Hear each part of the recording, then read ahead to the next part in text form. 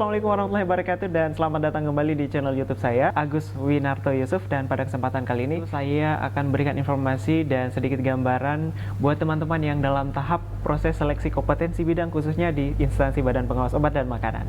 Oke, pertama-tama saya mengucapkan terima kasih banyak buat kalian yang udah mampir di channel YouTube saya dan udah support dan udah komen kira-kira konten apa yang perlu saya buat khususnya seleksi pengawas dan makanan. Jadi buat kalian jangan lewatkan video ini, jangan di skip ya, karena banyak banget informasi khususnya untuk seleksi kompetensi bidang untuk tahap wawancara.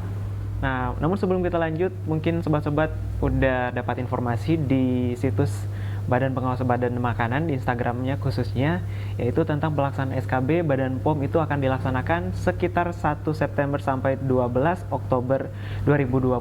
Namun jadwal ini masih tentatif, masih menunggu juga keputusan dan tentunya masih menyesuaikan dengan kondisi pandemi COVID-19 yang menjadi masalah kita saat ini. Well, sebelum kita lanjut pada kesempatan kali ini, jangan lupa untuk subscribe, kemudian juga like dan komen kira-kira konten atau informasi apa yang teman-teman perlukan untuk menghadapi seleksi kompetensi bidang, sehingga nanti saya lebih mudah dan terarah untuk memberikan informasi untuk sobat-sobat khususnya yang ada di instansi Badan Pengawas Obat dan Makanan. Oke, sesuai janji saya di video saya sebelumnya bahwa saya akan memberikan informasi buat sobat-sobat terkait informasi seleksi kompetensi bidang untuk tahap wawancara. Nah, namun sebelum kita lanjut, saya mungkin ingin memberikan informasi buat sobat-sobat bahwa di instansi Badan Pengawas Obat dan Makanan, khususnya mungkin di tahun saya, yaitu tahun sebelumnya 2019, seleksi kompetensi bidangnya itu ada dua jenis. Yang pertama CAT dan yang kedua ada seleksi wawancara. Dan pada kesempatan ini kita bakalan fokus di seleksi kompetensi bidang untuk tahapan wawancara. Oke. Namun sebelum kita masuk ke konten wawancara, pertanyaan apa saja yang sering ditanyakan untuk seleksi kompetensi bidang wawancara di Badan Pengawas Obat dan Makanan, sobat-sobat tentunya harus memperhatikan beberapa hal. Yang pertama dari appearance, look dan penampilan teman-teman sebelum wawancara itu seperti apa. Tentunya sebelum melaksanakan atau sebelum menghadapi seleksi wawancara, sobat-sobat harus menggunakan pakaian yang proper, yang sesuai dengan syarat dan ketentuan, dan tentunya harus terlihat rapi dan jangan lupa harus tetap wangi karena kalian bakalan berhadapan dengan interviewer, dan jika kalian punya first impression yang baik tentunya itu akan mendongkrak dan juga tentunya akan membantu kalian dalam seleksi kompetensi bidang tahap wawancara. Kemudian yang kedua, dalam menghadapi seleksi kompetensi bidang tahap wawancara, yang perlu kamu lakukan adalah manajemen emosi dan juga jangan sampai kamu terlihat nervous, dan jangan sampai gara-gara nervous atau grogi kamu tidak bisa konsen dan juga mungkin itu akan mempengaruhi cara kamu menjawab, kemudian juga mungkin apa yang kamu sampaikan tidak luwes dan tidak sesuai dengan pertanyaan. Jadi pastikan kamu punya persiapan dan yang paling penting adalah yang kamu lakukan adalah berdoa dan persiapkan diri kamu sebaik-baiknya. Oke, selanjutnya kita masuk ke tahapan wawancara. Di tahun saya 2019 ada beberapa pertanyaan yang ditanyakan oleh interviewer. Namun sebelumnya saya bakalan jelaskan terlebih dahulu. Di tahun saya 2019 interviewernya itu datang dari PPSDM atau dari Badan POM Pusat. Kemudian juga ada yang mewakili dari Badan POM terdekat yang bakalan menjadi panitia interview di seleksi kompetensi bidang Badan Pengawas Obat dan Makanan. Oke, kita masuk ke pertanyaan dasar, pertanyaan awal. Tentunya di seleksi kompetensi bidang khususnya wawancara, yang interviewer akan tanyakan terlebih dahulu tentunya adalah tentang data diri kamu, yaitu misalnya perkenalan diri kamu seperti apa, kemudian juga kamu berasal dari mana dan background pendidikanmu bagaimana. Dan selanjutnya nanti interviewer juga akan menanyakan tentang alasan kamu kenapa kamu ingin menjadi PNS atau ASN. Karena biasanya menjadi ASN kita akan dibandingkan dengan pegawai-pegawai swasta, jadi kamu harus menggali informasi terkait kira-kira kelebihan menjadi ASN itu seperti apa dibandingkan menjadi pegawai swasta. Nah, itu informasi yang perlu kamu gali dan kamu sesuaikan dengan karakter dan experience kamu sehingga bisa nanti mendukung jawaban kamu di seleksi wawancara. Nah, salah satu tips yang bisa saya berikan kepada teman-teman semua adalah yang perlu kalian jual atau perlu kalian Tunjukkan dan yakinkan kepada interviewer bahwa kalian ingin berkontribusi lebih. Dimana kalau menjadi pegawai swasta tentunya sangat berbeda kontribusinya jika kalian menjadi pegawai negeri sipil. Dimana pegawai negeri sipil tentunya kita mengabdi kepada masyarakat. Berbeda dengan menjadi pegawai swasta. Mungkin itu yang bisa kalian jual, dan tentunya kalian bisa improve kira-kira alasan apa yang tentunya bisa meyakinkan interviewer kenapa kalian pantas untuk menjadi ASN. Kemudian yang selanjutnya, biasanya interviewer nanti akan menanyakan pengalaman kerja kamu sebelum kamu mendaftar di Badan Pengawas Obat dan Makanan khususnya. Untuk kamu yang fresh graduate, jangan khawatir karena kamu masih punya poin plus, yaitu kamu bisa menjual experience kamu selama kuliah. Misalnya kamu pernah menjadi asisten laboratorium, nah itu yang bisa kamu jual, dan mungkin juga kamu punya beberapa usaha bersama teman-teman kamu selama kuliah, itu juga bakalan membantu kamu untuk meyakinkan interviewer bahwa kamu pantas dan layak untuk masuk di Badan Pengawas Obat dan Makanan. Kemudian buat kalian yang mungkin udah punya pengalaman pegawai swasta, yang perlu kamu lakukan adalah bagaimana meyakinkan interviewer bahwa kamu betul-betul pantas untuk menjadi bagian dari Badan Pengawas Obat dan Makanan. Nah, jadi apapun pertanyaannya, kalian harus sebisa mungkin meyakinkan bahwa interviewer yakin kepada kalian bahwa kalian ini memang ASN material atau yang dibutuhkan oleh ASN masa kini tentunya.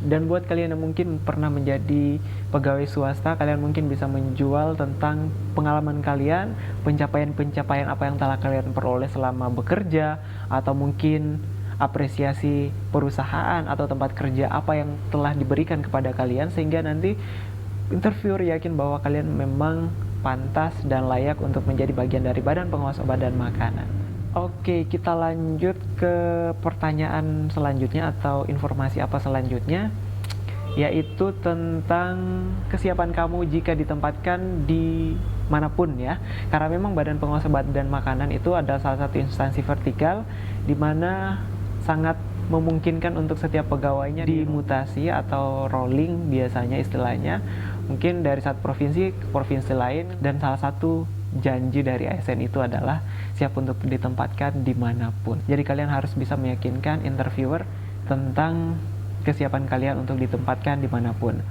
Nah, untuk pertanyaan ini kalian mungkin bisa meyakinkan interviewer seperti di pengalaman saya memberikan pemahaman kepada interviewer bahwa saya sejak kuliah, bahkan sejak SMA dulu saya sudah biasa untuk tinggal jauh dari keluarga, namun saya tetap survive dan saya mampu beradaptasi mudah dengan lingkungan. Nah, itu bisa menjadi nilai plus kalian jika diberikan pertanyaan seperti itu. Kemudian selanjutnya juga biasanya nanti interviewer akan memberikan pertanyaan kira-kira bagaimana cara kamu membagi waktu antara keluarga dan juga pekerjaan. Dimana menjadi ASN itu kita kadang dituntut untuk bekerja di luar jam kerja, jadi kamu nanti harus betul-betul meyakinkan bahwa kamu bisa untuk manage waktu bersama keluarga dan waktu untuk pekerjaan kamu. Walaupun nantinya tidak menutup kemungkinan kalian akan dipaksa untuk bekerja di luar jam kerja. Dan pertanyaan yang common yang biasanya masuk juga itu adalah terkait dengan organisasi atau pengalaman mengikuti komunitas dan sebagainya. Jadi buat kamu mungkin yang udah punya pengalaman tentang organisasi, itu yang bisa kamu jual dan itu bisa menambah nilai kamu selama wawancara, karena zaman sekarang itu organisasi itu sangat penting. Di mana-mana kita berorganisasi, bukan hanya di kampus dan sebagainya, tapi di dunia kerja khususnya ASN itu juga adalah salah satu tempat untuk berorganisasi. Dengan interviewer mengetahui kehidupan kamu atau pengalaman organisasi kamu, interviewer nanti bakal mendapat gambaran bahwa kamu seperti apa di organisasi. Nah, misalnya kalian yang sering menjadi ketua, itu bisa menambah nilai plus kalian, sehingga nanti kalau bisa organisasi yang kalian ceritakan nanti itu adalah organisasi yang betul-betul memberikan kontribusi besar untuk kehidupan teman-teman semua. Selain itu, tingkatan organisasi yang teman-teman ikuti juga tentunya sangat membantu. Misalnya kalau di kampus kan organisasinya palingan itu himpunan mahasiswa jurusan, himpunan mahasiswa prodi dan sebagainya. Tapi kalau misalnya teman-teman punya organisasi yang lebih tinggi tingkatannya dari itu, mungkin itu yang bisa kalian jual. Misalnya kalian pernah ikut organisasi skalanya mungkin provinsi atau mungkin skala nasional, atau ada organisasi skala internasional, itu yang bisa teman-teman jual, dan tentunya itu bakalan 100% mengimpress interviewer kalian nantinya. Kemudian juga pada tahun 2019 kemarin saya sempat ditanyakan pengalaman paling berharga dan pencapaian paling berharga apa yang pernah saya peroleh. Nah, itu bisa menjadi salah satu kesempatan buat teman-teman semua untuk memberikan nilai plus. Jadi teman-teman harus tahu menempatkan bagaimana cara menyampaikan kepada interviewer tentang pencapaian atau pengalaman paling berharga teman-teman semua, tetapi tanda kutip tidak show off atau terlihat pamer. Jadi kalian harus menyampaikan dengan cara yang natural. Dan untuk menjawab pertanyaan ini, kalian mungkin bisa nanti mencari kira-kira pencapaian yang paling berharga teman-teman itu seperti apa.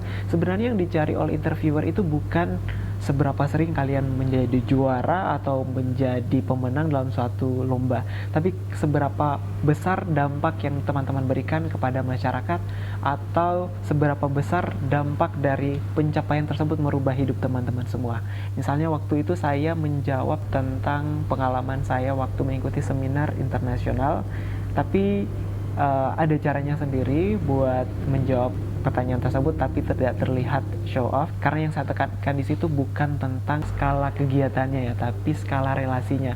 Karena skala relasi itu memberikan dampak yang sangat luar biasa buat teman-teman tentunya, karena kalian punya jaringan di beberapa negara itu sangat luar biasa dan tentunya sangat membantu prospek dan karir teman-teman semua. Jadi itu yang mungkin bisa teman-teman jual, dan ingat jangan sampai kalian terlihat pamer dan show off, karena itu bakal menjadi bumerang dan mungkin itu akan membuat nilai kalian bukannya malah tinggi tapi malah rendah. Dan kuncinya tetap tenang dan fokus. Nah, itulah pertanyaan-pertanyaan umum selama seleksi kompetensi bidang, khususnya di sesi wawancara Badan Pengawas Obat dan Makanan di tahun saya ya. Jadi buat kalian yang mungkin tanya dengan teman-teman atau senior-senior di Badan POM, mungkin terlihat berbeda karena beda-beda tiap interviewer, beda-beda tiap peserta. Jadi teman-teman bisa memilah, ngambil positifnya, dan semoga bisa membantu teman-teman semua nanti untuk menghadapi seleksi kompetensi bidang, khususnya di bidang wawancara.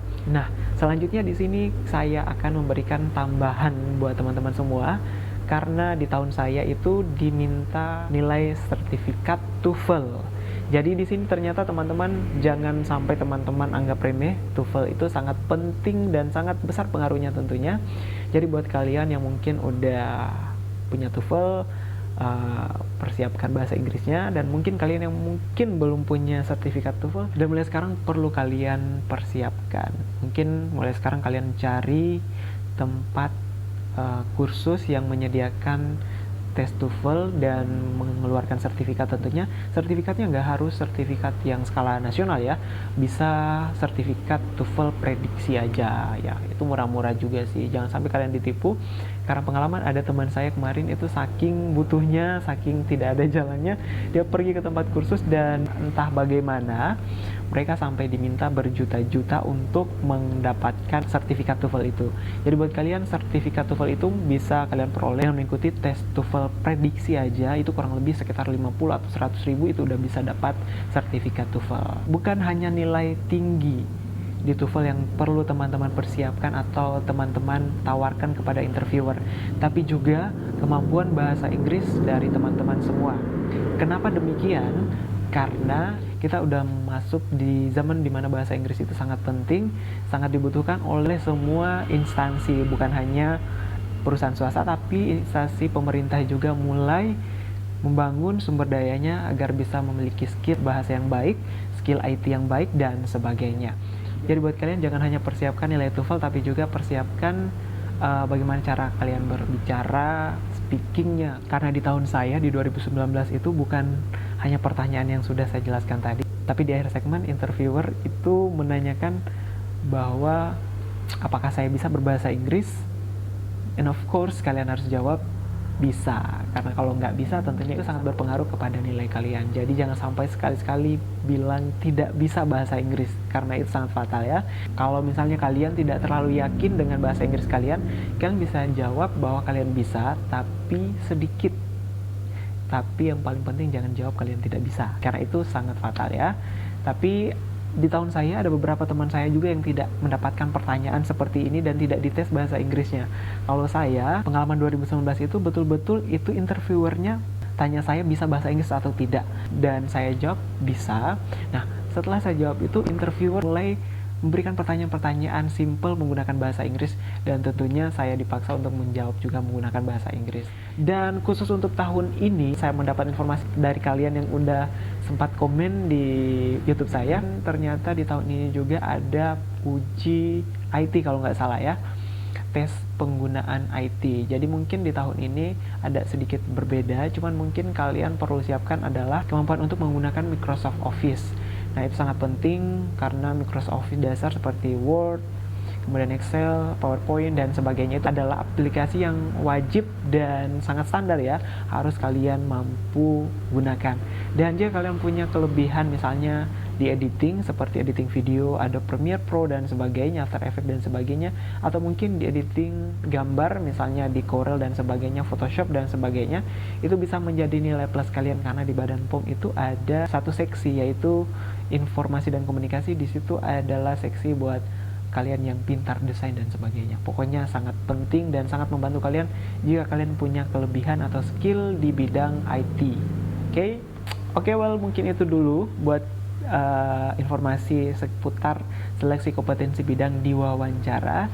Jadi saya cuma punya saran buat kalian untuk betul-betul perbaiki cara berbicara, kemudian juga biasakan untuk berbicara di depan cermin kalau bisa, menjawab pertanyaan, dan kalau bisa kalian udah punya jawaban untuk tiap-tiap pertanyaan yang sudah saya berikan tadi clue-nya. Jadi kalau udah masuk ke ruang wawancara, kalian kira-kira udah punya bayangan, bukan saat wawancara tiba masa tiba akal kalian baru cari jawabannya seperti apa. Jadi kalau bisa persiapkan matang-matang semua yang teman-teman bisa jawab. Usahakan kalian udah punya jawabannya, walaupun nggak terkonsep. Sekiranya teman-teman udah punya, kira-kira saya mau jawab ini, kalau di saya tentang alasan kenapa milih PNS daripada swasta, kira-kira teman-teman udah punya, oh alasan saya ini.